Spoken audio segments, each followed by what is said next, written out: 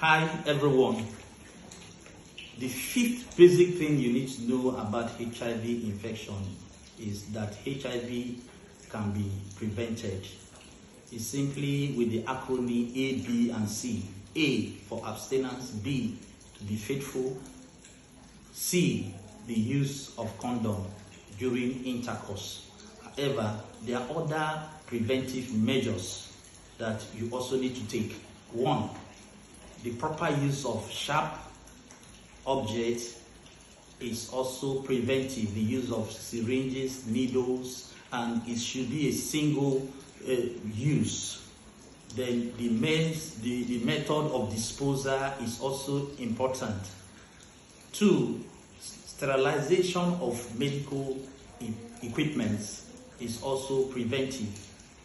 Third, the use of hand gloves before any medical procedure and before touching any human fluid is also preventive.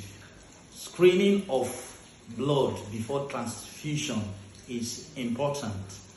Then finally, mother-to-child transmission is possible if mother takes antiretroviral drugs to reduce viral load to less than 1,000 copies, and when baby is delivered, baby is commenced on nevirapine for 6 weeks.